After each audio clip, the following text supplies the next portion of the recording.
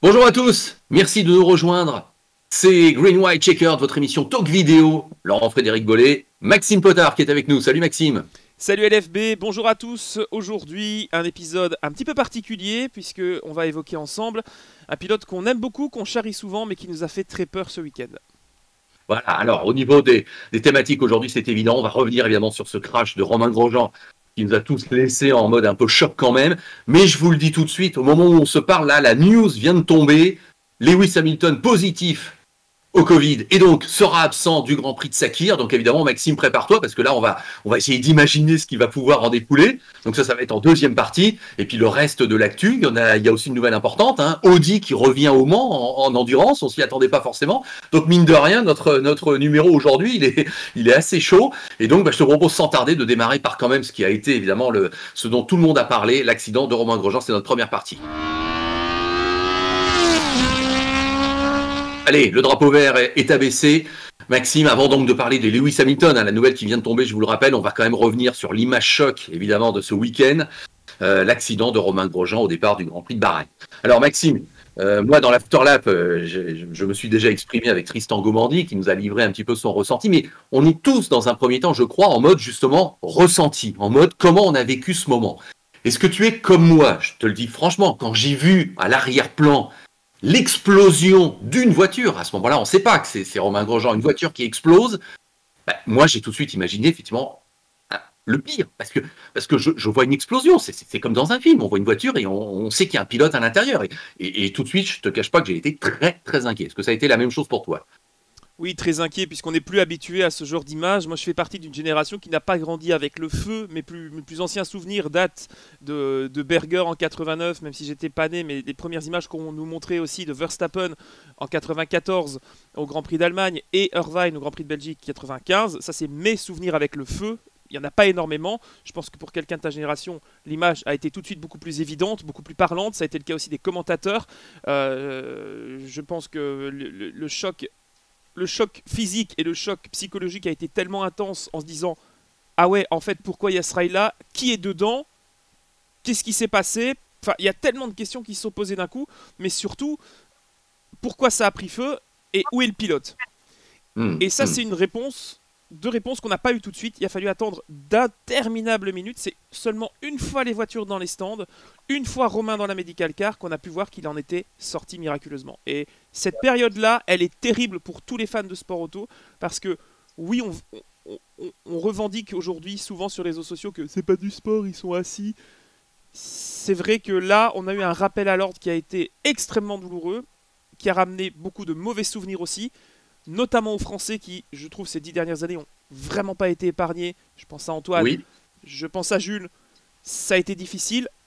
Là, je me suis dit, même si je ne suis pas le plus grand fan de Romain Grosjean, même si je suis le premier à me moquer parfois de ses déboires en piste, il mérite pas ça. Personne ne mérite ça, rien que pour le risque pris. Cette période-là, je suis en train de t'évoquer tout ce qui est passé en 5 minutes, le temps que les voitures entrent au stand, et ça a été, oui, ça a été terrible. Ça, c'est vrai que juste pour ouvrir la parenthèse, je n'ose imaginer qu'effectivement, après Jules Bianchi, après Antoine Hubert, on ait perdu un troisième pilote français. Ça, c'est pas arrivé, donc Non, on va pas pas, mais enchaîner. on y a tous Mais pensé. effectivement, je te raconte pas le drame que ça aurait été si ça avait été vraiment ce point-là. Cela étant, t'es comme moi, tu vois une boule de feu qui explose et tu sais, puisque nous couvrons ce métier, nous sommes des spécialistes. Bon, tu sais que manifestement, il y a un pilote qui est en train de brûler, qui est dans un brasier. C'est évident que c'est comme ça. Évidemment, la réalisation ne le montre pas. C'est normal. Mais pendant une petite minute, toi comme moi, tu t'es dit, c'est quoi la situation? Un pilote est en train de brûler dans une voiture, effectivement. Enfin, ça, je pense qu'on l'avait tous anticipé. La première image qu'on découvre, si je ne m'abuse, et à ce moment-là, on sait que c'est Romain Grosjean qui est concerné, on voit Romain qui est déjà dans la voiture. Oui. Voilà. Alors là, par contre, évidemment qu'on a été soulagé. Et c'était le principal. Mais moi, je te cache pas que cette image, je ne l'ai pas compris. Pour moi, elle n'était pas d'accord. Non. On a laissé un pilote dans le feu, on le voit, il va bien dans la voiture. Non, il y a une erreur de montage qui est terrible. Là, tout le procédé qu'on se fait dans notre tête quand on suit le sport auto pour se rassurer n'a pas eu lieu. On l'a pas vu sortir. On n'a pas vu d'intervention médicale. On n'a pas vu d'image succincte ou de quelque chose qui aurait pu se passer. On le voit vivant. Oui. C'est un miracle, point. C'est un miracle. Parce que le voir sans son casque, assis, parlant, respirant normalement, quasiment, hein, puisqu'on sait qu'il a reçu comme pas mal d'émanations de vapeur, de brûlure, etc. Oui, je pense que, comme on dit, il peut aller mettre un cierge parce que là, il est passé par le tout petit trou de l'aiguille. C'est une incompréhension qui a aussi touché des gens qu'on pensait pas forcément atteignables. Moi, je pense ça. Je suis désolé, je te prends justement à partie parce que tu es du métier. Le commentateur de la course était donc forcément Julien Febvreau et Jacques Villeneuve, qui, je trouve, ont été exceptionnels, tenus de l'émotion, du fait que ce soit un pilote proche d'eux, que ce soit Laurent Dupin, que ce soit Loïc Duval. Je trouve qu'ils ont été parfaits. Et Dieu sait que je suis pas le plus grand fan, mais là où je trouve qu'en Belgique, on a été nul, mais vraiment nul, et sachant que ça a été... J'assume pleinement, je travaille pour eux, mais Gaëtan, là, il a été complètement à côté du fait, parce que Gaëtan, il revit le week-end de 94 non-stop dès qu'il se passe quelque chose comme ça. Et c'est insupportable pour nous en tant que spectateurs. Mais voilà, ça, chacun vit comme il veut. Mais je trouve que la justesse, la rigueur, le professionnalisme de Canal+, encore une fois, a été à mettre en avant parce qu'ils étaient vraiment bons. Et presque, les images, quand on entend qu'ils disent oui, nous on a des images internes du circuit que vous ne pouvez pas encore voir, mais on voit que la voiture brûle, on voit que eux ont donné directement des informations qu'on n'a pas eues en Belgique. Moi je suis en Belgique, l'info. Et je t'avoue que moi ça a dû être interminable, alors que voilà, Romain est sorti. Alors la deuxième question qui suit, c'est comment il est sorti, parce qu'on n'a pas l'explication. Et on le voit seulement après. L'image, tu dis qu'on a vu, c'est dans la voiture. Et l'image suivante, c'est Romain debout dans les flammes. Et ça, pour moi, c'est impressionnant, quoi.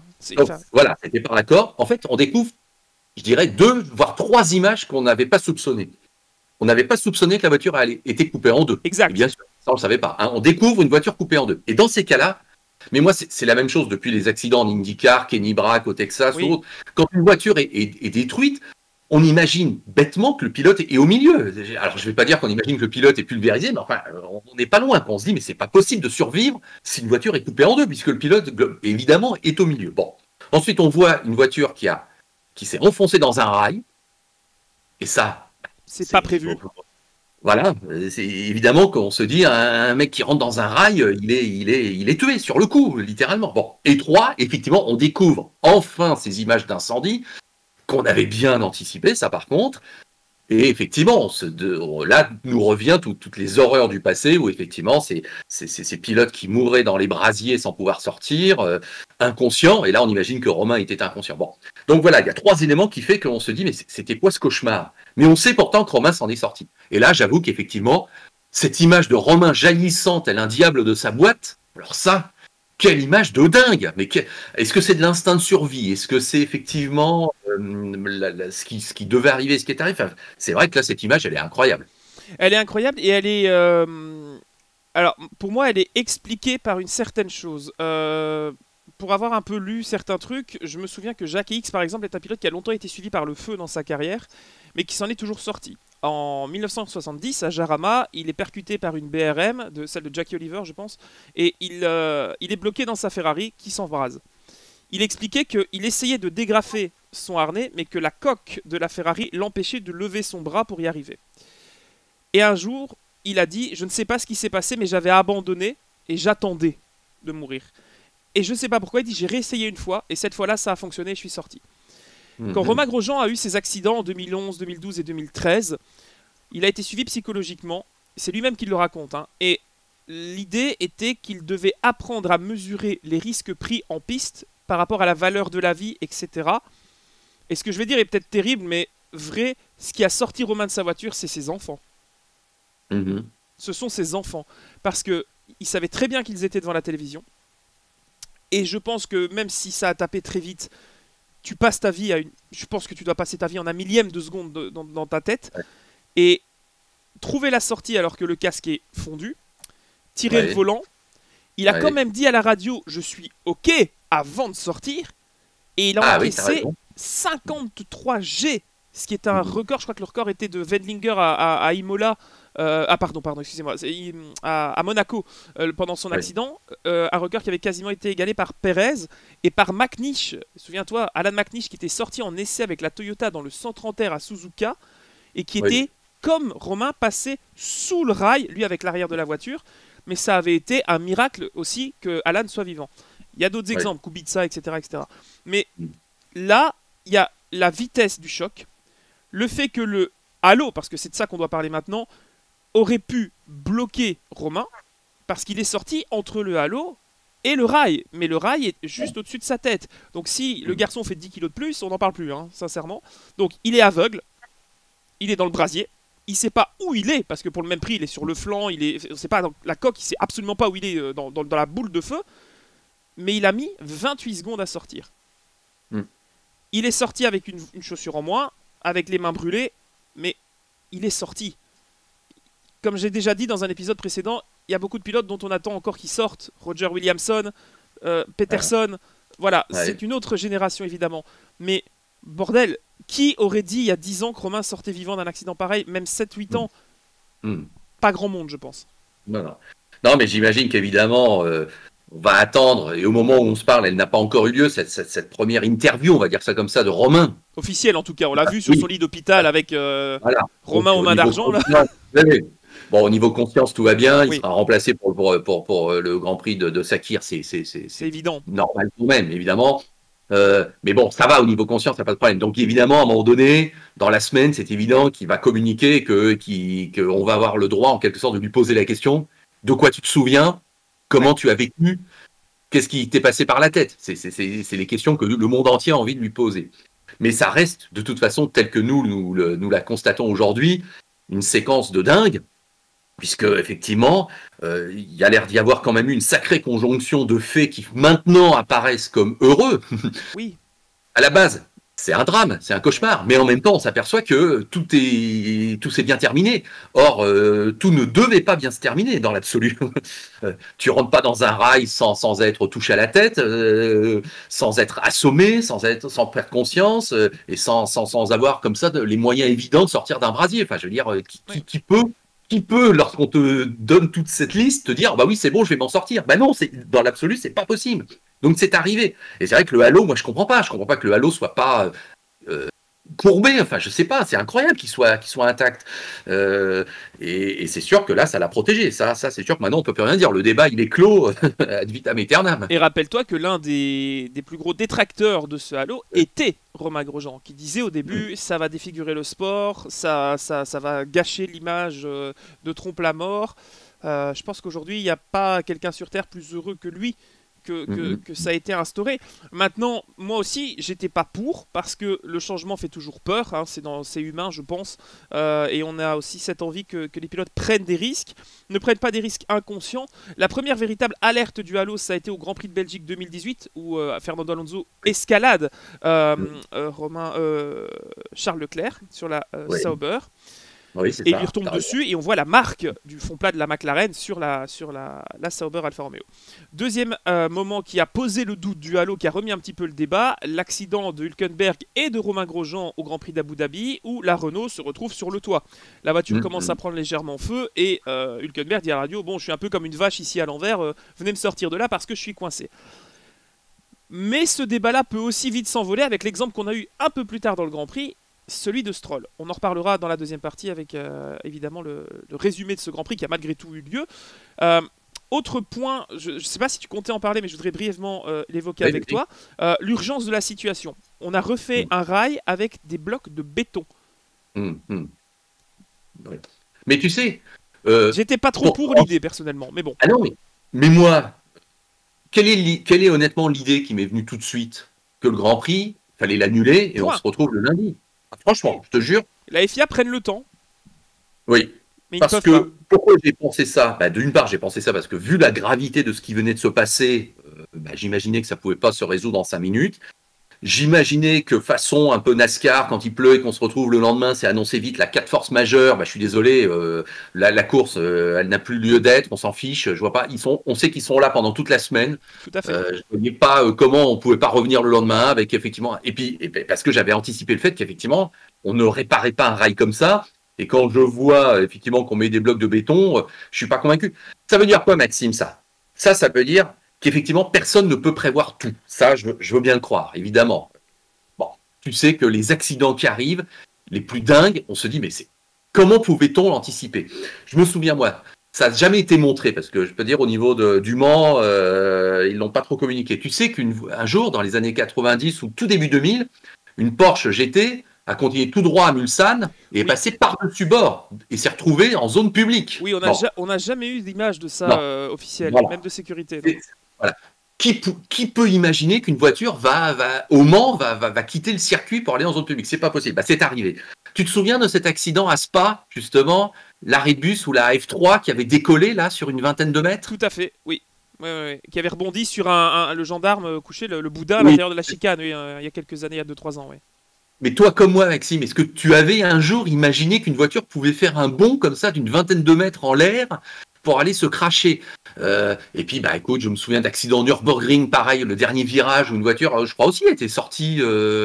C'était pas en blanc-pain, il n'y avait pas une voiture qui était sortie aussi du circuit. En supercar, je me souviens qu'il y a aussi une voiture, une Mini qui va dans le public faire des tonneaux.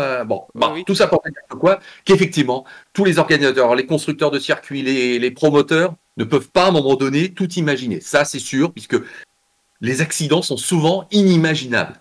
Mais j'avoue quand même que là, à Sakhir, quand on voit les vues aériennes, je dis pas qu'on peut pas imaginer un accident, mais enfin, c'est vrai que ça semble là pour le coup très mal placé, très mal configuré, cette portion du circuit. Oui, parce que malgré tout, ça reste en virage. Alors l'accident que tu évoques, je pense, au Nürburgring, c'était Jan Mardenborough qui est sorti à Flugplatz avec la Nissan GTR et qui est passé au-dessus du rail et qui est allé malheureusement, qui a tué, je crois, 2 spectateurs il y a 5-6 ans. Oui. Mais j'en ai un autre aussi, mais enfin oui. Pour le coup, oui, on n'est jamais habitué à avoir une voiture passer au-delà de la limite. Je pense qu'il y a plusieurs problèmes en ce moment à la FIA et qu'on a eu beaucoup de chance jusque-là. Notamment, je ne sais pas si toi tu as remarqué ça, mais je l'ai déjà évoqué aussi ici dans cette émission, les câbles de retenue des roues, notamment arrière, qui ne tiennent plus. Alors oui, là le choc est exceptionnel, mais le nombre de roues qui se baladent depuis 3 ans, où on avait fait tout un scénario depuis la mort d'Henry Surtees en 2009, en disant il faut absolument des câbles, il faut plus que ça arrive, ça a tenu. On l'avait avec Weber en 2010, à Valence et plein d'autres cas. Mais là j'ai l'impression que les roues ont tendance à facilement voler des câbles de retenue. Donc est-ce qu'il n'y a pas quelque chose à retravailler là ? La configuration des circuits évolue. Je ne t'expliquerai pas que ce qu'il y a eu comme problème où on a eu de graves accidents dans les années 40, puis 60 et 80, c'est que les voitures évoluaient beaucoup plus vite que les circuits et que les abords n'étaient pas adaptés. On avait encore des ballots de paille parfois avec des groupes C dans les années 80. Donc, tu vois ce que je veux dire ? Il y a quand même un problème de suivi. Le Grand Prix de Bahreïn, aussi moderne qu'il soit, a quasiment 17-18 ans maintenant. Et je crois qu'il a été construit en 2003 pour le Grand Prix de 2004.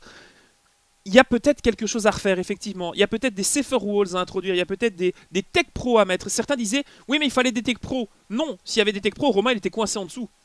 Je repense à Burti, Luciano Burti à Spa. Il y a des pneus, c'est très bien, on avait mis des pneus, mais on n'avait pas mis de bande sur les pneus. Et il s'était encastré avec la Prost à Blanchimont. Dieu merci, il n'a rien eu. Donc, ça pose cette question de, est-ce qu'on n'est pas dans cette phase de sécurité où les voitures sont bien, mais les pistes doivent être retravaillées ? Oui, on est allé à une autre période aussi. Est-ce que ça a changé aussi le tarmac, le grip, où au moment du départ, les pilotes ont une habitude d'avoir une piste à 10, 15, 20 degrés de plus? J'en sais rien. Ce qu'on n'a pas, c'est la cause de l'accident. Mais ce qu'on sait, c'est qu'il a eu lieu. Et le fait qu'il ait eu lieu doit remettre en question beaucoup de choses sur les circuits, comme Dale Earnhardt pour les safer walls, par exemple, et la suite de ce qui s'est passé aux États-Unis. Non. Voilà. Je t'interromps là. Quand tu dis qu'on n'a pas la cause, tu veux dire qu'on n'a pas la conséquence de la cause, parce que la cause, c'est un incident de course qui fait qu'un pilote change de direction et s'accroche avec un autre. Alors là, on va attaquer un sujet sur lequel on va peut-être pas être d'accord et ça peut être très long. Est-ce que tu trouves que Romain a légitimement, sachant qu'il l'a vu, on l'a vu de sa caméra embarquée, tu trouves vraiment que, même si ça reste Romain Grosjean et on va pas se moquer de lui aujourd'hui, mais avec 3 monoplaces à droite, il donne un coup de volant exceptionnel pour tenter d'aller dépasser à droite d'un coup. Tu penses que c'est ce qu'il a fait et qui a commis les... Enfin, je suis pas complotiste, mais je trouve que le coup de volant pour traverser la piste comme ça, à ce moment-là, même si c'est Romain, c'est dur à accepter quand même de dire il y a 3 monoplaces là, qu'est-ce que tu nous fais? Je sais pas. Kvyat qui d'abord a dit à son interview, moi j'ai vu Romain arriver, je lui ai dit mais quel con, il me coupe la route, qu'est-ce qu'il veut faire celui-là? Et après j'ai fait ok, j'ai regardé dans mes rétros, ça m'a calmé. Mais la démarche, enfin il y a que Romain qui pourra nous le dire ça. Est-ce que c'est lui qui a voulu dépasser ou est-ce qu'il y a eu un souci sur la voiture? Parce que là... Oui, j'ai bien compris que tu as envisagé qu'il y ait un souci. Bon, moi je vois un pilote qui veut changer de direction, effectivement, parce que devant c'est un peu le bazar. Oui, tout et à fait. effectivement, par réflexe, par opportunisme, je pense que Romain, effectivement, envisage d'aller à droite. Son coup C'est de ça, volant est c'est une actif. erreur monumentale si c'est ça par contre. Bah oui, Désolé, hein, mais ben oui, non mais moi aussi, je crois bien avoir identifié une manœuvre peu qui n'aurait pas orthodoxe dû au avoir. départ. Maintenant, le problème, c'est qu'au moment où on est, je suis le premier à le dire franchement, je ne vais pas accuser Romain, c'est pas possible. Non, Je, je ne je l'accuse peux pas non plus. Je veux pas qu'il y ait une cause, le fait que ça ait lieu, point. Mais non, donc j'en conclus qu'il y a un incident de course avec effectivement un pilote qui déboîte, un autre qui se trouve là au même moment, et je vois pas ce qu'on peut reprocher à Kiat, Ah, effectivement, il qui lui était tombe un peu. dessus, il peut rien faire. Et lui, il est sur sa Voilà, ligne. c'est ça. Alors qu'on pourra lui reprocher après. Beaucoup de Mais choses. là, voilà. Donc moi, bon, donc je résume la situation tout de suite en disant pas de polémique, et effectivement, incident de course avec effectivement une conjonction d'un pilote qui va sur la droite et un autre qui est globalement sur la trajectoire, et du coup Romain est dévié, et Romain va, hélas, dans le mur, dans la glissière. Donc cause initiale, incident de course et contact entre deux pilotes, et ensuite, effectivement, conséquence de la cause, un impact que personne n'avait soupçonné, effectivement, et qui arrive à cet endroit-là, et où on pensait que ça ne pouvait pas arriver. Bon, donc effectivement, pour dimanche prochain à Sakir, là, c'est vrai qu'on attend de voir. Est-ce qu'ils vont mettre des pneus devant? Est-ce que... Non, non, ça va être pire que mieux. Les pneus, Ah il oui, aurait c'est fait une ça. Olivier Panis. Voilà. Non, mais Non, le problème, c'est que chaque solution, il y a des pour et des contre. tout La à fait. glissière, on imagine que ça peut le décapiter, mais en même temps, on a bien vu que finalement, on pouvait se glisser. Donc, à la rigueur, voilà. Le mur de béton, on s'enfonce pas, mais enfin, on est arrêté net, donc c'est pas forcément mieux. Les pneus, non, parce que pareil, on s'enfonce ou on peut perdre conscience aussi instantanément. Donc, et puis on peut rebondir aussi à la rigueur et revenir sur la piste. Enfin, je sais rien, mais c'est vrai que Retravailler l'angle du rail, peut-être. Ne plus avoir ce déport. Alors, quand tu regardes la vue de face au départ, et je pense qu'après on pourra conclure, mais on a eu beaucoup de chance aussi que Romain ne soit pas parti de l'autre côté. Parce qu'en gros, quand on regarde, il y a les deux rails qui se referment. Du côté droit, il y a évidemment personne.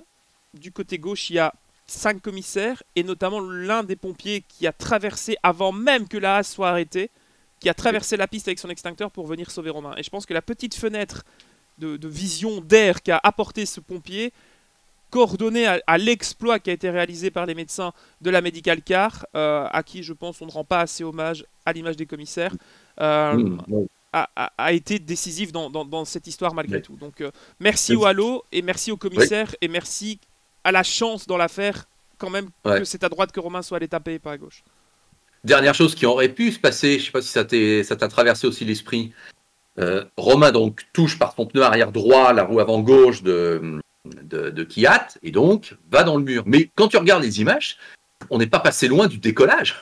Oui, j'ai cru qu'il allait nous faire une... Je sais plus, en IndyCar, il y avait un pilote, c'était Briscoe, je ne sais plus, qui avait fait ça il y a 2003-2004. Il y avait eu un crash exceptionnel où les deux voitures s'étaient touchées, le gars était passé devant et avait finalement décollé, quoi. Ça, en ovale, ça se voit assez régulièrement. Moi, là, avec la vitesse, mais oui, en plus, oui. Romain avait décollé. Là, il allait aussi se cracher en passant peut-être par-dessus. Là, pour le coup, la glissière. Enfin, oui. Enfin, oulala. Bon, bref, ça aurait été aussi terrible. Mais c'est terrible ce qui est arrivé. On se rend compte quand même que Romain est un miraculé et que tant mieux pour lui, évidemment, qu'il ait profité de circonstances qui finalement sont arrivées et qui font qu'il s'en sort. Hein. Mais dis donc, c'était pas gagné. Et puis, quelle image choquante. Et là, on s'est bien aperçu qu'effectivement, piqûre de rappel, la Formule 1. De temps en temps, le sport automobile rappelle qu'il y a parfois un tribut à payer, ou en tout cas que c'est un sport automobile, que c'est un sport dangereux et qu'ils prennent des risques. Quoi. Et il faut être conscient, et on ne va pas se le cacher, que c'est aussi pour cela qu'on aime ce sport, parce que ça en fait entièrement partie. Si tu me permets un dernier petit mot au sujet des médias généralistes qui ont été aussi à revoir et à corriger.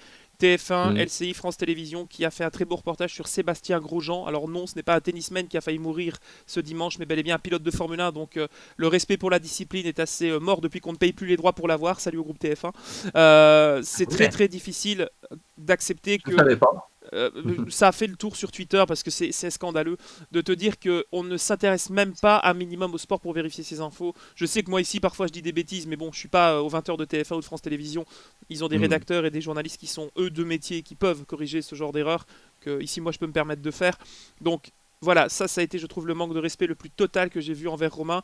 Mention également en Belgique à un article qui est sorti sur un site, un journal des sports, l'équivalent de l'équipe, même si c'est un peu une insulte pour l'équipe, où on s'est simplement contenté de dire que Romain était le Gaston Lagaffe de la F1. Et je pense que ça manque de délicatesse, de timing et de professionnalisme journalistique, pardon. J'en perds mes mots parce que ça m'énerve. Et voilà, ce sont des gens qui sont très bien installés dans les rédactions belges de sport auto en papier. Je suis un peu triste de ça parce que c'était pas nécessaire et ça n'apporte rien au débat. Donc voilà, ça c'est le petit coup de gueule de fin de Green Flag, mon cher LFB. Oui, eh ben, c'est noté, tu as bien fait, je ne savais pas, effectivement ça m'afflige aussi d'entendre ça, tu penses bien. En ton nom et au nom du mien aussi et de notre petite organisation et de ce rendez-vous de passionnés, on embrasse très fort Marion, qu'on connaît un petit peu pour tout vous dire. Et puis on pense évidemment à toute la famille Grosjean. Et bon, évidemment maintenant, on est globalement rassurés, mais on vous embrasse très fort et on pense bien à vous. Si jamais vous tombez sur ce programme, sachez qu'évidemment, on vous envoie nos pensées les plus affectueuses, bien évidemment. Bon, allez Maxime, on enchaîne avec effectivement la deuxième partie. On va toujours parler Formule 1 parce qu'évidemment, il y a une actu là de dingue. On se va voir. À tout de suite. Allez, sans transition, voilà, on se retrouve. Maxou le pilote, vous le connaissez, c'est bien lui, avec ses avis sans langue de bois, mais c'est le but de l'émission aussi. Alors Maxime, dans quelques instants, on va supputer sur Hamilton qui va être remplacé donc chez McLaren, chez Mercedes. Excuse-moi, là c'est le direct. Lui-même s'est trompé de box au début de sa carrière chez Mercedes, donc on ne t'en veut pas. L'actu est chaud, donc effectivement, l'incroyable nouvelle que Hamilton va être absent du Grand Prix de Sakir. S'il y a deux éléments à dire sur le Grand Prix de Bahreïn, en dehors évidemment de l'accident de Grosjean, et là pour le coup je ne vais même pas inclure la victoire d'Hamilton qui est la 11e de la saison sur 15, la 5e consécutive. Bon, c'est vrai qu'on ne fait que répéter les mêmes choses, mais bon, il maîtrise tout, il est au sommet de son art, il a mis 3 dixièmes en moyenne pendant tous les essais à tout le monde. Bon bref, il est au-dessus du lot. Non, moi j'ai envie de te parler évidemment de l'incident Stroll-Kvyat, qui fait qu'évidemment, quand un Grand Prix souvent est maudit, il est jusqu'au bout avec un tonneau. On n'avait pas besoin de voir un pilote en tonneau sur la piste, mais c'est arrivé, mais bon, pas de mal. Mais là, Kvyat me semble avoir une responsabilité. C'est comme ça que tu l'interpréterais quand même. Je rejoins la mentalité Jacques Villeneuve. Il n'y a pas la place. Tu freines, point. C'est assez classique comme réaction, mais oui, Kvyat plonge. C'est légitime de sa part d'essayer de passer. Après, j'ai comparé cet accident au départ du Grand Prix de Belgique l'année dernière où Verstappen et Raikkonen se sont accrochés à la source. En fait, Verstappen plonge à l'intérieur et Raikkonen tourne et ne voit pas dans l'angle mort tout simplement Verstappen. Ici, j'ai l'impression que c'est la même chose. Stroll tourne, se dit je prends mon virage. Il n'a pas non plus à regarder s'il n'y a personne sur la bande cycliste et sur le trottoir. Je trouve que Kvyat pouvait lâcher, il n'y avait rien à gagner. Et au pire, s'il parvenait à passer, les deux voitures se retrouvaient bien au large et perdaient de place. Donc voilà, manœuvre un petit peu. Peut-être aussi sous l'émotion, l'envie peut-être de profiter d'un Grand Prix qui s'annonçait dans la tête des pilotes, peut-être un petit peu ouvert, un peu comme au Mugello, où on a eu des choses un peu particulières, où des enchaînements se sont passés. Beau jeu de Stroll de quand même dire à la radio, je suis OK. Parvenir à sortir malgré le halo, alors c'est une larve, c'est une anguille. Stroll, je sais pas comment il est sorti avec la voiture comme ça. Pas beaucoup ont réussi d'ailleurs à sortir d'une Formule 1 ou d'une monoplace avec un halo retourné.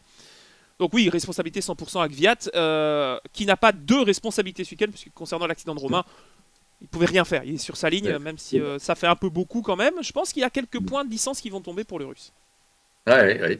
Donc en tout cas, ça a été effectivement une image un peu choc du deuxième départ. Et puis l'image choc de la fin du Grand Prix, c'est quand même Pérez qui voit son moteur rendre l'âme, image classique en sport automobile, même si depuis quelques années, on constate bien que la fiabilité, c'est pas comme il y a quelques décennies. Les surtout voitures chez Mercedes. Oui, voilà, les voitures vont à l'arrivée, mais là, ça n'a pas été le cas. Et honnêtement, il nous a semblé quand même que Pérez mettait pour le moins un petit peu de temps à s'arrêter, quoi. Alors évidemment, le drapeau, la neutralisation qui s'ensuit, ça on la voyait venir grosse comme une maison. Et évidemment, on savait que du coup, le Grand Prix se terminerait globalement sous drapeau jaune, même si pour la forme, ça n'a pas été le cas, mais enfin, vous voyez ce que je veux dire. Donc est-ce qu'il y a une accusation à apporter à Pérez? Tristan Govandi, pour tout dire, hier, l'excusait en disant que sans doute son équipe lui a pas dit non plus de s'arrêter tout de suite, qu'il y a dû y avoir une sorte de volonté de tenir jusqu'au bout, même si moi, ça me semblait complètement irréaliste. Bon, est-ce qu'il faut l'incriminer un petit peu? Je ne sais pas ce que tu en penses. On a vu des moteurs Mercedes tenir. Hein. Je me rappelle de Coulthard, fin des années 90, début 2000, qui avait aussi ramené une voiture qui fumait, et Raikkonen aussi avec un moteur Mercedes. Donc, historiquement, j'aurais dit d'accord, Sergio, ça peut le faire, mais sur les faits, faire à demi-tour, pied à fond avec un bloc comme ça, surtout avec les règles d'aujourd'hui, il faut préserver la mécanique. Je sais pas si ça allait tenir. Son geste, je le comprends, parce que bon, dans la lutte qui oppose actuellement McLaren à Racing Point pour la 3ème place des constructeurs, il fallait absolument rien lâcher. Il reste 2 courses, je pense que si le moteur tenait, c'était un exploit. Si le moteur cassait, bah, c'est 0 pointé pour l'équipe. C'est pas mérité, parce qu'ils ont fait quand même un beau boulot ce week-end, malgré tout, que ce soit en qualification ou lors des essais. Donc, il y a un peu de malchance. Il y a eu Stroll qui a eu sa phase à vide jusqu'à sa pole position en Turquie. Je trouve que Perez, maintenant, doit se montrer. Et jusque-là, il a plutôt bien répondu. Je pense que depuis le Grand Prix de l'Eiffel, il est devant. Il fait des 4, 5, 6e places. Ouais. Là, c'est la mécanique qui l'a trahi. Sinon, il était encore une fois sur le podium. Il était capable d'aller chercher une 3e place. Quand tu dis que Perez a fait les choses comme il fallait en essayant de continuer, ou est-ce qu'il devait s'arrêter? Non, Toi, je dis dis qu'il pas. devait s'arrêter. Moi, je dis... Ah bah oui. Est-ce qu'il devait continuer? Oui, parce que finalement, dans ses rétros, il voyait peut-être juste pas ce qui se passe. Et le moment où il a vu les flammes dans le rétro, là, il s'est arrêté. Mais jusque-là, je pense que la fumée, il a pas calculé, quoi. Il essaie peut-être dans son volant de chercher une solution aussi pour régler le problème, parce que pour lui, ça peut être une perte de puissance, un problème électronique. C'est pas forcément le moteur qui fond. Il a quand même mis un demi-tour à casser. Hein. C'était assez solide, je trouve, chez Mercedes. Donc, pour moi, il aurait dû s'arrêter plutôt. Oui, est-ce qu'on peut lui reprocher d'avoir été plus loin? Non, parce que franchement, voilà. Même si pour l'altruisme en piste et la fin de la course, ça aurait été plus intéressant qu'il se garde dans une échappatoire plutôt que de nous faire un feu d'artifice qui était bien inutile puisqu'il n'a pas su aller au bout du Grand Prix. C'est dommage. Et un petit point tout de même dans ce que tu dis, on savait qu'une fois que la safety car était sortie, la course était terminée. Un petit mot tout de même sur Charles Leclerc qui se battait pour garder le point de la 10e place et qui à la radio, j'aime bien écouter les radios après le Grand Prix, parle à son ingénieur et lui dit non mais il faut pas rentrer là, on va pas remettre des pneus, ça sert à rien, on va perdre une place. Alors forcément, tu as toujours « We are looking for that hein, », toujours on regarde, hein, on cherche chez Ferrari, hein, ça met 30 minutes. Et finalement, il dit « Stay out ». Et du coup, Leclerc passe la ligne au safety car et reste devant Kvyat, parce que s'ils étaient rentrés, ce que n'aurait pas fait AlphaTauri, on aurait eu un point pour le pilote russe. Donc voilà pour la petite histoire. Pour le coup, George Russell qui fait 12e aussi, encore à côté de la plaque, hein, malheureusement l'ami George. Mais voilà. Bon, écoute, allez, je te propose de même pas revenir sur tous les autres. Il n'y a pas de surprise. Non, Albon, on est content pour lui. McLaren, c'est très solide. Gasly, toujours aussi bien. Les Renault, ça aurait pu être mieux, mais ils sont dans les points. Et puis Ferrari à la ramasse. Bon, allez, je te propose d'enchaîner par la nouvelle qui est tombée juste avant qu'on se retrouve, mon cher Maxime. Alors, Hamilton, donc, sera absent du Grand Prix de Sakhir. Le champion du monde, le pilote absolu star, évidemment, ne sera pas au départ dimanche prochain de l'avant-dernière manche de la saison. Donc, c'est quand même une breaking news, mais évidemment, avec les circonstances, on a vraiment démarré par cette image de Romain Grosjean. Maintenant, bon, on est quand même obligé d'en parler, parce que là, c'est quand même une nouvelle sensationnelle. Tout de suite, on va dire, Maxime, qu'au moment où on se parle, et au moment où vous allez découvrir cette émission, il faut quand même un petit peu de post-production, comme on dit, pour l'habiller, pour la mettre en ligne. Alors attends, je vais faire quelque chose en direct. Je vais aller voir sur Twitter maintenant s'il y a une annonce. Donc je t'en prie, continue. Sur Internet, je vais regarder le site que je consulte habituellement. Non, moi j'ai pas de nouvelles. Rosberg n'a pas reçu de coup de téléphone. Donc pour l'instant, ça on sait. Enfin, voilà. À tous les coups, ça va tomber dans la journée, donc ça sera après qu'on se soit exprimé. Ça, c'est comme ça tout le temps, de toute façon. Voilà. Mais effectivement, bon, alors donc ça prouve bien que le coronavirus, évidemment, on a beau être dans des bulles, on a beau faire des tests, on a beau essayer de s'isoler, voilà. Et être au top de la forme aussi, être un sportif solide et accompli, on n'en est pas à l'abri. Donc ça, si ça peut passer un message à certains qui se disent, avec leurs quelques kilos en trop et leur asthme, je sors sans masque, réfléchissez 2 minutes. Voilà. Valentino Rossi en moto, maintenant Lewis Hamilton et d'autres, effectivement, on n'est pas débarrassé de ce virus. Bon, donc ça tombe sur carrément le roi de la discipline, Lewis Hamilton. Alors, ça va nous pimenter un peu. Vas-y, j'attends, vas-y. Bon, alors, si on pose la question tout de suite que tout le monde se pose, qui va remplacer Lewis Hamilton et qui va hériter d'un baquet absolument prestigieux? C'est vrai que spontanément, mon cher Maxime, je vois 3 noms. Ouais, j'en vois 2. Vas-y. Alors, moi, le premier qui m'est venu à l'esprit, c'est Russell. Merci. Effectivement. Voilà, George Russell. Avec l'espoir de voir Russell. Parce que si je le cite en premier, c'est parce que là, ça m'excite un peu. Moi aussi. Là, je me dis, ah, on est d'accord. On se dit, là, il y a un petit jeune dont on sait qu'il est excellent. Et il mettrait des points. Enfin, il mettrait des points s'il pouvait avoir cette voiture. Voilà. Donc moi, je vois Russell, effectivement, en choix le plus fort sportivement parlant, avec évidemment la contrainte qu'on imagine tout de suite. Il faut évidemment un accord Williams-Mercedes. Pas trop poser de problème, je crois, chez Williams. Hein. Je vais pas dire qu'il va y avoir une valise de déposer à l'entrée du stand, mais voilà, c'est pas Williams qui va dire non, on va le garder en fait. Hein. Non, non. Je pense pas que ça marche comme ça. C'est la règle Ecclestone. Hein. Je suis pas d'accord, donc faites ce que je dis, point. C'est tout. Donc on est tous les deux d'accord. La solution qui nous semble la meilleure finalement, sportivement parlant, c'est celle-là. On est d'accord. Bon. Alors après, c'est vrai que quand j'ai appris la nouvelle, je me suis dit, mais en fait, c'est qui le pilote de réserve Mercedes? Honnêtement, je te cache pas, elle m'en veut pas, je me souvenais plus que c'était Van Dorn. Ah, il y en a deux officiellement. Hein. Ah, c'est qui le deuxième? Eh ben, c'est celui que moi je pressens, Esteban Gutiérrez. Ah.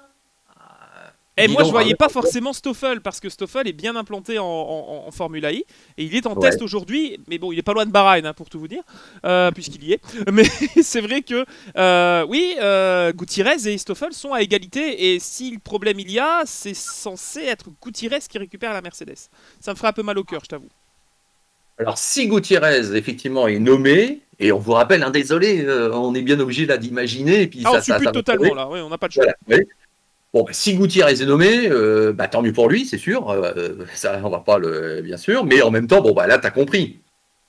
C'est le Grand Prix de transition où il n'y aura rien à espérer. Il va faire une Badoer en 2009 après l'accident de Massa. Voilà. Il va essayer de ramener l'auto au point. C'est bien pour qu'il y ait une deuxième Mercedes au départ, mais évidemment, Bottas récupérera le rôle de numéro 1 et il n'y aura qu'une Mercedes en action, si j'ose dire. Oui. Ouais. Bon, par contre, si c'est Van Dorn, c'est peut-être pas complètement pareil, parce que Van Dorn, on connaît un peu plus sa valeur, son bagage général. Oui, et puis il a déjà vécu un week-end d'urgence à Bahreïn, puisqu'en début de saison, en 2016, quand Alonso a eu son accident aux essais à Barcelone, si je dis pas de bêtises, il a remplacé Fernando, qui n'était pas encore remis, et il a fait une 10e place avec cette McLaren Honda, alors qu'il partait, il a pris des points et il n'avait aucune expérience en Formule 1. Moi, je pense que c'est la chance aussi peut-être de donner un volant à un certain Nick De Vries, qui est aussi dévoué à la marque depuis de nombreuses années. En termes de pilote sur le carreau, je vois pas Hülkenberg aller chez Mercedes, même s'il a roulé chez Racing Point, je le vois mal quand même aller jusque Mercedes. Ça me paraît beaucoup, surtout qu'il est en discussion pour un deuxième baquet Red Bull l'année prochaine. Disons qu'on voit mal, autant on voit Hülkenberg être globalement candidat, autant on voit mal Mercedes faire appel à un pilote qui a roulé pour quelqu'un d'autre et qui est peut-être pressenti ailleurs. Oui, c'est ça. Voilà, hein. donc en termes de logique, moi je dirais le plus évident serait Russell, quitte à chez Williams mettre un pilote de F2 ou aller voir si Stoffel ne peut pas aller justement rouler chez Williams. Parce que finalement, ça reste le giron Mercedes. Paul Di Resta, hein, qui, on rappelle, est toujours là en suppléant d'urgence dans n'importe quel souci. Enfin, il ferait mieux de rester dans le reporting stuff, comme dirait Raikkonen en Hongrie. Non, sérieusement, je souhaiterais de tout mon cœur que Stoffel ait cette deuxième chance qu'il mérite parce qu'il était au bon endroit au mauvais moment, comme je dis souvent avec McLaren. Après, on ne s'attendra pas à ce que Stoffel gagne un Grand Prix avec la Mercedes comme il a pu le faire avec McLaren. Il va avoir des difficultés parce qu'il va être face à un pilote qui sera d'office numéro 1. George Russell, par contre, peut se montrer et j'ai plus d'excitation à l'idée de voir George Russell dans la deuxième Mercedes. Donc oui, si George a ce volant, mais je suis super content pour lui, surtout après la saison qu'il a prouvé. Donc l'appel du cœur verrait Stoffel, mais l'appel de la logique verrait vraiment Russell dans le baquet. Et je réponds tout de suite à la question, parce qu'on sait qu'il y a toujours des liens, soi-disant, entre Esteban Ocon et Mercedes. Bah oui, non, mais là, c'est même pas la peine, évidemment, le pilote Renault va rester chez Renault, comme il l'est actuellement. Voilà. Donc, effectivement, j'aurais tendance à dire, l'atout sport, c'est Russell. L'atout cœur, mais avec quand même des arguments sport, c'est Van Dorn. Et puis, bravo la Belgique. C'est pas fait. On peut décréter un jour de fête nationale supplémentaire, si ça arrive, sache-le. L'atout contractuel, tu l'as évoqué, et on peut le résumer comme ça, c'est peut-être effectivement Gutiérrez. Et puis, l'atout surprise, oui, à Hülkenberg. Hülkenberg, De Vries, ça peut aussi se jouer à ça. Hein, donc, pourquoi pas. Écoutez, allez, on a joué le jeu. Et on verra bien dans quelques heures, parce qu'on se doute que ça va va pas tomber. traîner. Ça va tomber entre notre enregistrement et la mise en ligne de ce numéro de Green White Checker, qui est déjà le numéro 20 d'ailleurs, soit dit au passage. Merci pour votre fidélité et ce rendez-vous que vous appréciez. Et nous, en tout cas, ça nous fait toujours autant plaisir de se retrouver avec Maxime pour parler de l'actu du sport auto. Donc voilà, on va boucler la page F1 qui était là en deux chapitres, mon cher Maxime. Et on va entamer la dernière partie, on va brandir le drapeau à damier. Mais là aussi, une nouvelle assez sensationnelle est tombée hier. Et puis, il y a de quoi encore parler une dizaine de minutes. Donc, Checkered, c'est pour tout de suite. Traditionnellement, dans la dernière partie, Maxime, on passe en revue l'actu du sport auto. Moi, je vais te donner 2-3 petites news de supercars, histoire de préserver la tradition dans quelques instants. Toi, tu vas me parler de la fin de saison en GT4 France. Oui. Par rapport à ce qu'on avait dit la dernière fois, je me permets de signaler un petit teasing. Je me suis entretenu il y a quelques jours avec Yann Erlaché via Skype. Et donc, je vous proposerai très bientôt dans l'Afterlab, j'attends que la saison de F1 se termine pour tout vous dire, parce que voilà, on est dans l'actu et qu'elle se prolonge un peu, mais pour l'avant-Noël, je vous proposerai donc mon entretien avec Yann Erlaché, qui m'a bien plu. Il est solide, il est intelligent, il est mature, il a bien appris du tonton, visiblement, il est à bonne école avec Yvan Muller. Et puis, il y a une histoire qui, qu'on le veuille ou non, elle est exceptionnelle, quoi. Je veux dire, là, il y a une vraie relation familiale qui est pas si courante que ça. Donc, c'est bon. Alors, tout ça pour dire qu'il y a quand même une nouvelle qui est tombée hier, au moment où on enregistre. Audi va revenir en endurance. Alors là, incroyable. Est-ce qu'on attendait qu'Audi quitte la FE? Est-ce qu'on attendait qu'Audi se lance dans le Dakar? Parce qu'il y a ça aussi. Oui, il y a ça aussi qui est passé, oui. Voilà. Et est-ce que Audi marque emblématique au Mans? Je ne vais pas dire le contraire, mais est-ce qu'on attendait qu'Audi revienne au Mans? Moi, je te dis que non. Oui.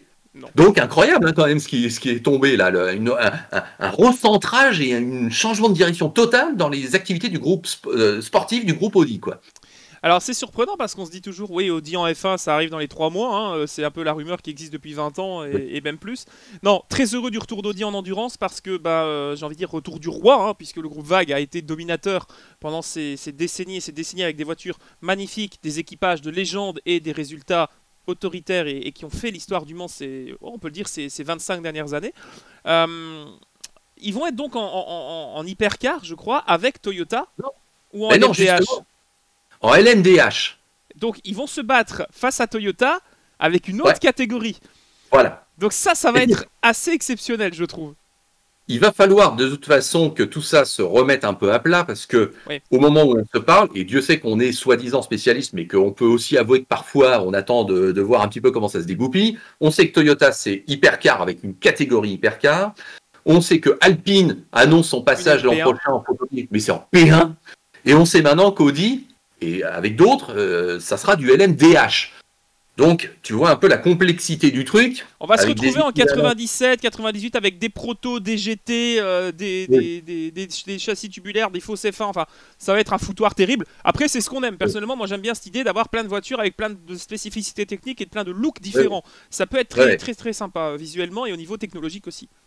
Et même pour continuer dans le spontané et l'authentique, Peugeot.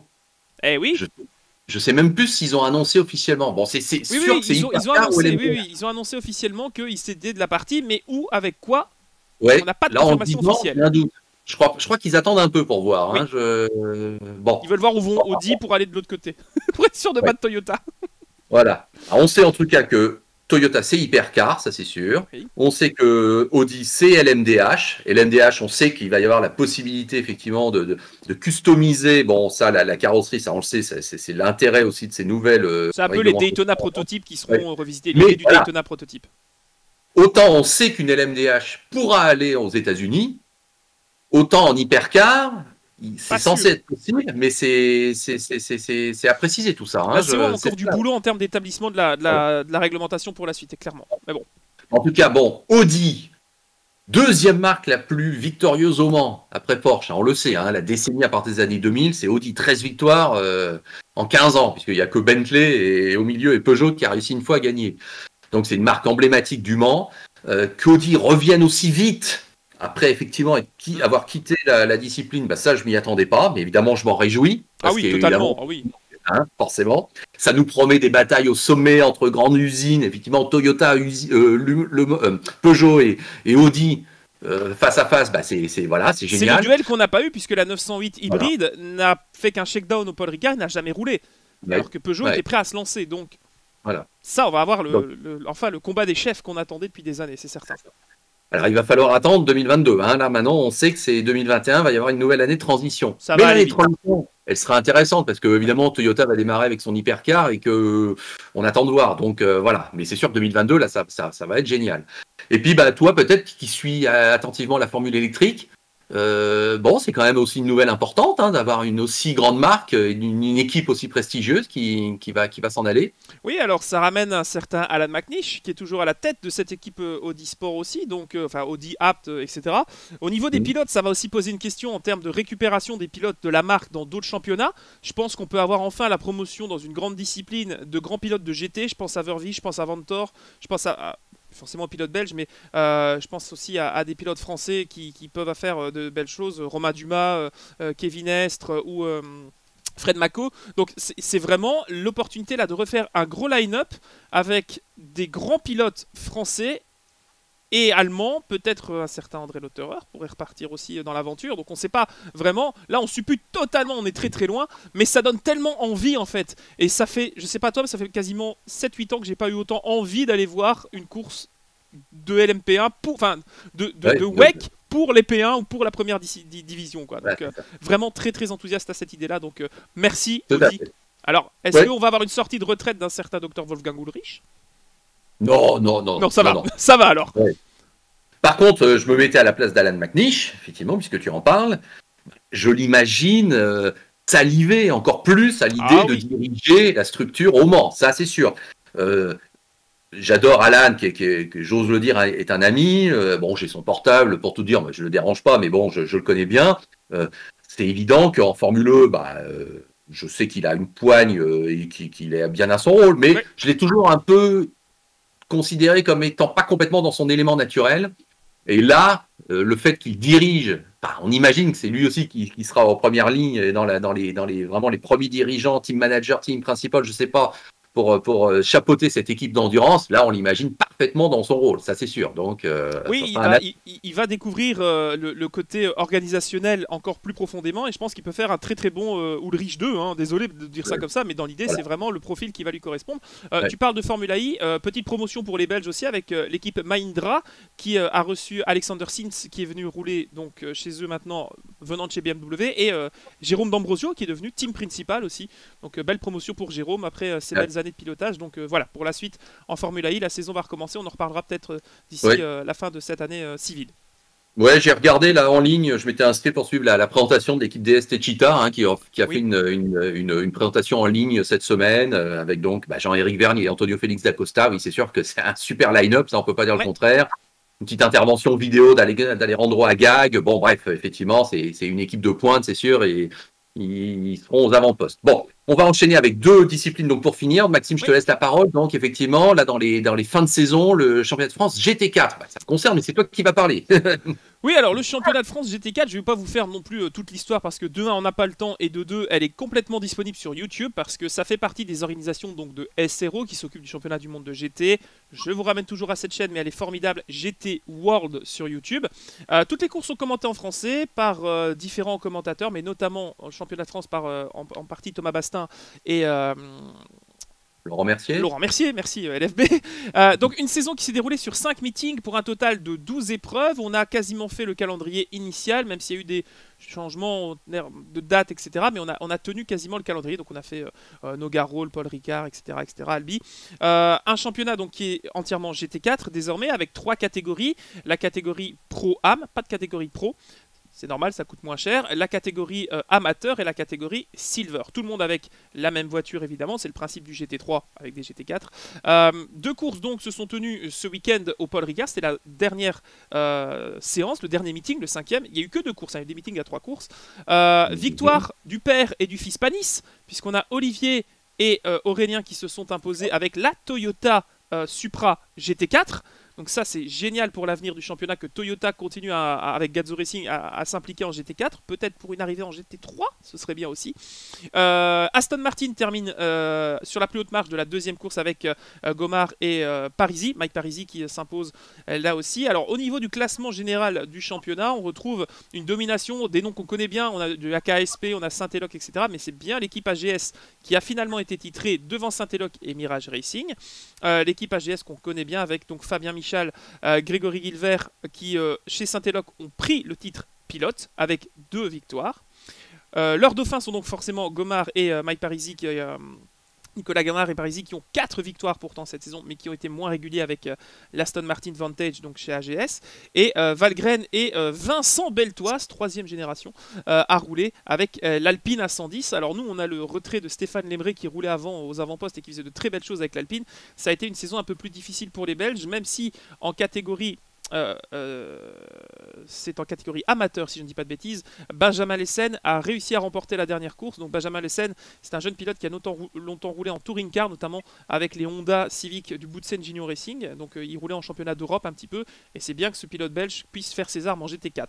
En catégorie amateur, c'est Casalbon qui est champion avec César Gazeux devant Christophe Hamon et Pascal Hutto. Je vous donne les noms sans faire de faute par respect pour ces pilotes. Sylvain Karoff et Ervan Bastard qui terminent 3e en catégorie Silver. C'est le team Espace Bienvenue qui remporte le titre final. Voilà pour le petit tour. Une saison qui a été vraiment sympa, beaucoup de bagarres. On a vu des fois les Audi et les Aston selon la BOP aussi se mettre, alors qu'on est en train de perdre LFB qui est en train de partir dans la pénombre. Je sais pas ce qui se passe, mais reste avec nous, il reste 2 minutes, s'il te plaît, ne nous quitte pas. Promis, j'ai fini avec le GT4. C'était ce qu'il y avait à dire sur ce qui s'est passé au Paul Ricard. Non mais c'est dingue parce que j'attendais que tu finisses ta phrase pour te dire, au fait, vous étonnez pas si vous me voyez m'assombrir. Bah, là, devant moi, il y a les fenêtres de chez moi, pour tout vous dire. Et effectivement, je te confirme que ça se couvre de plus en plus. Et qu'effectivement, il faisait beau quand on a commencé l'émission, mais alors que là, la pluie menace. Et d'ailleurs, je crois qu'on annonce de la neige sur la région parisienne, peut-être possible pour le week-end prochain. Bon, bref, donc désolé là si je suis un peu sombre. Okay, mais en tout cas, merci. Mais tu nous éclaires de tes lumières, ça suffit, mon cher Laurent Frédéric, c'est très bien. Du coup, tu vas nous parler de Supercar, tu vas nous éclairer sur la dernière actualité. Bah écoute, oui, parce que je sais que vous avez compris que je suis ça très attentivement et que c'est un petit plaisir qu'on a maintenant, une petite habitude de donner 2-3 petites news. Écoute, qu'est-ce qu'on a appris cette semaine? Que pour remplacer Anton De Pasquale chez Erebus, c'est Will Brown, voilà, qui, si j'ai bien compris, sera quand même aux côtés de David Reynolds, parce que je vois pas où il pourrait aller ailleurs. Mais enfin bon, Will Brown, en tout cas, est bien le remplaçant officiel d'Anton De Pasquale. Le calendrier 2021, on l'attend toujours. Toujours pas. Alors, il y a quelques courses ou circuits plutôt qui se positionnent. Donc on sait que The Bend, ce fameux nouveau circuit en Australie méridionale, sera aux dates 7, 8, 9 mai 2021. Donc ils l'ont annoncé. Et comme Adélaïde, tu sais, ne fait plus partie du calendrier, ce sera le seul rendez-vous qui aura lieu dans cet état de South Australia, comme on dit.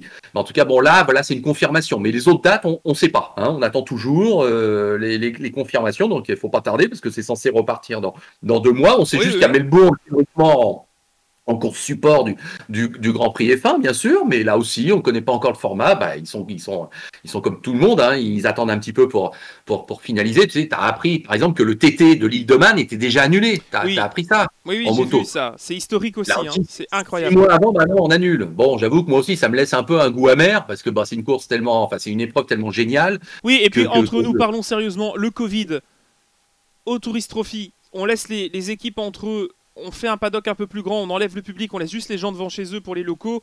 Il y a moyen de réguler ça. Le circuit fait 60 km. C'est pas comme si c'était le Tour de France, il y avait 200 km d'étape. Donc sincèrement, manque de volonté ou peut-être manque de budget, parce qu'on rappelle que c'est la petite île de Man qui gère tout ça. Donc dommage, vraiment dommage. En ce moment, tout le monde s'interroge, mais on savait que ça allait durer. Mais enfin bon, le Supercar, oui, pareil, on n'a pas de confirmation. Et puis la dernière nouvelle de la semaine, c'est que quand même l'ingénieur de course de Shane Van Gisbergen, donc au sein de l'équipe évidemment Triple Eight, ô combien importante, Grant McPherson, va quitter Triple Eight puisqu'il est recruté par Walkinshaw Andretti United. Donc là, c'est un jeu de chaises musicales en mode transfert et puis promotion, on va dire ça comme ça. Donc effectivement, il a démissionné. Il a 6 mois de réserve, hein, où il peut pas encore travailler. Hein, je sais pas comment vous dites ça en Belgique. Je connais même pas le terme français, mais tu sais, il peut pas enchaîner comme ça. Donc, il a un droit où il doit attendre une certaine période, un préavis. Merci. Le préavis, voilà, avant de pouvoir travailler en tout cas. Donc voilà, c'est quand même un transfert qui fait qu'il va y avoir un nouvel ingénieur pour une tête d'affiche qui s'appelle Shane Van Gisbergen. Est-ce que ce sera une promotion interne ou un recrutement externe? Enfin voilà, donc c'était une nouvelle quand même pas anodine complètement dans les échiquiers du Supercars. Et je vais terminer ce numéro de Green White Checker en souhaitant un bon anniversaire à Maxime, dis donc. Hein, c'était bien il y a quelques jours. Tout à fait, c'était il y a quelques jours à peine. Merci beaucoup mon cher LFB. Oui, c'était Voilà. oui, 24 novembre dernier. Je n'ai pas encore atteint la trentaine. Je suis en sursis pour 365 jours supplémentaires, donc enfin un peu moins maintenant. Mais merci beaucoup d'y avoir pensé, c'est très, très délicat de ta part. Merci beaucoup. Mais non, je t'en prie, en mon nom et en nom de tous. Happy birthday Maxime.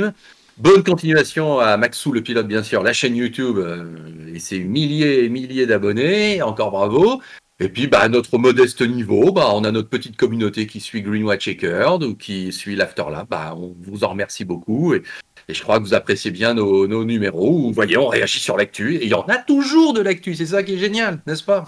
Eh oui, c'est vrai qu'on avait un peu peur que cette fin d'année soit un peu plus calme, mais grâce à la Formule 1, on en a des choses à dire et des sujets plutôt intéressants. Aujourd'hui, on a évoqué la sécurité, on a évoqué aussi l'endurance, qu'on avait un peu oublié avec des 8 heures de Bahreïn qui étaient un petit peu finis en eau de boudin avec Toyota qui gagne sans trop de surprises. Donc voilà, vraiment, pour le futur, on a de belles choses à vivre et l'incertitude fait que ce soit en Formule 1, on ne sait même pas, on sait que Pietro Fittipaldi va rouler, on ne sait pas qui va peut-être rouler dans la Mercedes, on a vu la confirmation aussi de Mazepin chez Haas avec Schumacher, donc il y a plein de choses qui tombent, on a pris les plus importantes parce que forcément Hamilton qui a le Covid, fallait en parler bien sûr puisque ça ouvre des portes exceptionnelles à beaucoup de pilotes qui en ont bien besoin, donc voilà. Merci à tous d'avoir suivi cet épisode, merci à toi LFB de l'avoir si bien dirigé et on espère que la lumière et le courant restera du côté de chez toi parce que je compte sur toi pour te retrouver dans 2 semaines. Ah, tu reviens un peu plus de clarté maintenant, c'est bien.